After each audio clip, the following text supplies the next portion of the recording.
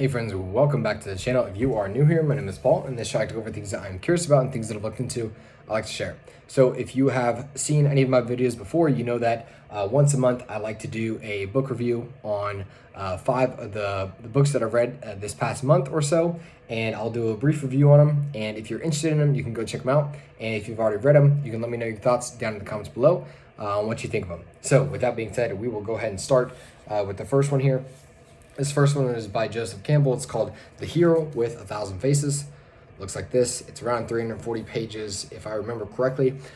This was a book that I had seen pop up in a lot of the authors that I was reading, and they were saying, okay, read this book if you want to know how to write a story.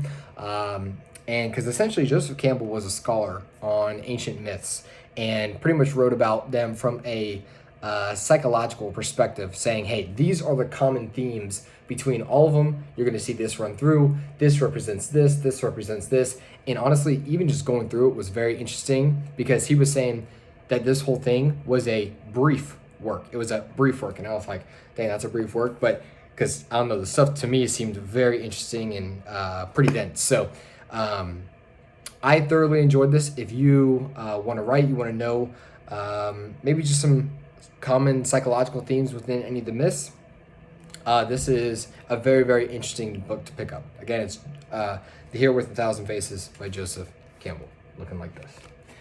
Okay, this next one, it's called Leadership, Theory and Practice by Northouse, looking like this. This one is a pretty long one, actually, even though it may not look like it. It's around 470 pages, and this one goes through all these different types of leadership theories. Now, when I originally started reading this, I was like, who knew that there could be such an academic approach to leadership? At first, when I started reading this, I thought, okay, this is what happens when you take a random subject and give it to academics. They're not going to make all these theories about it. And I was like, okay, why are they making this so complex? But I will admit, studying this was very helpful, because you do realize, you do start to see everyone has a natural leadership style that they probably gravitate towards, and there are pros and cons to every single one of them. And this one, this book gives out numerous examples, numerous styles, and situations. And so I would just say this: if you are interested in studying leadership at all,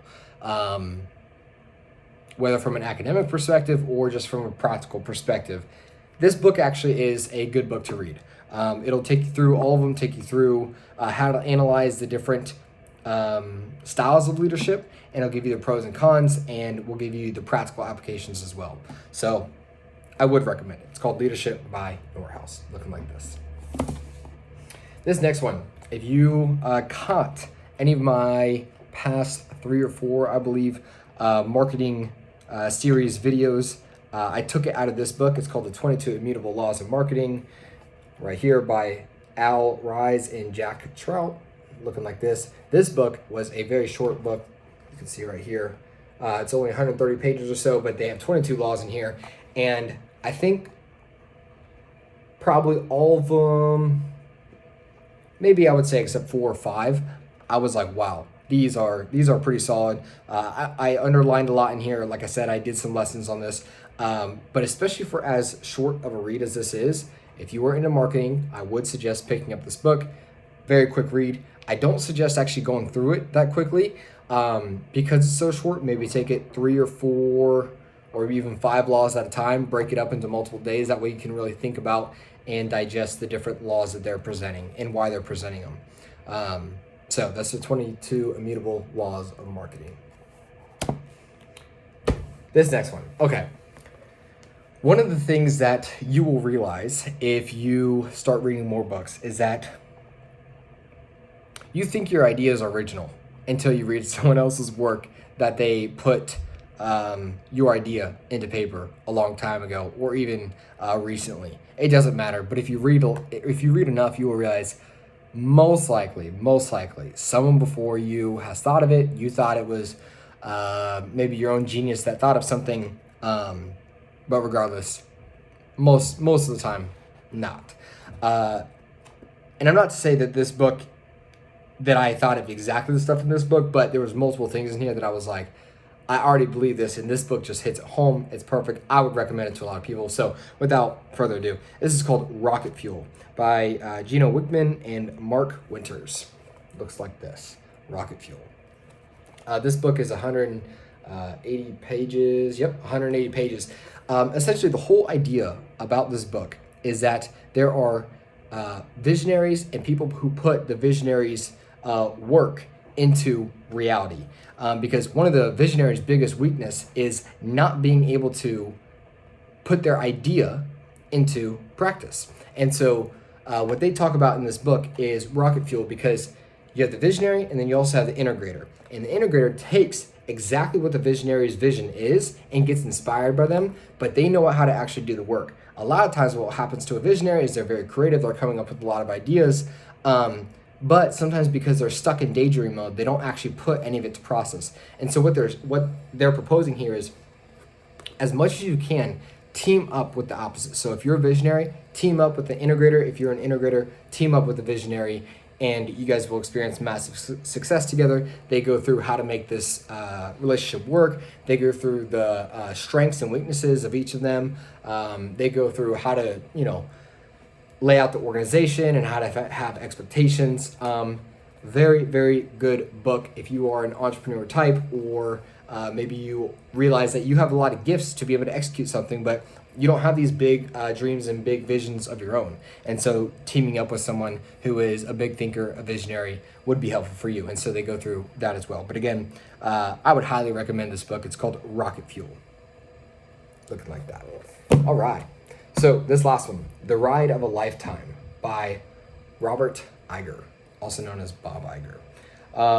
15 lessons learned from 15 years as a CEO of Walt Disney Company. Looks like this. And this one, I think it's 230 pages or so. 235. This book, I absolutely love. Let's see. Yeah, I absolutely love these books written by CEOs who have helped transform companies, or they've just written on their own experience as CEOs, as business owners.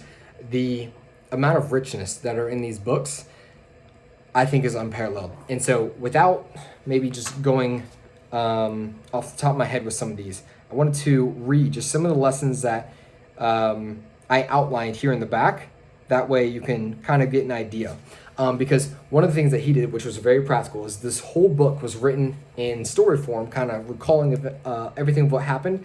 But in the back here, he's actually compiled all of his lessons that he had in the stories there, and he just compiled it in one place. So honestly, if you wanted to just read like the last 10 to 15 pages or so, you can get what you need to out of this book. But obviously stories emphasize things further and put it into perspective. But so I'll just start reading a couple of these. Take responsibility for when you screw up. Value ability more than experience. Ask the questions you need to ask. Admit without apology what you don't understand, and do the work to learn what you need to learn as quickly as you can. Be in the business of creating possibilities for greatness. Of all the lessons I learned in my first year of running prime time at ABC, the acceptance that creativity isn't a science was the most profound.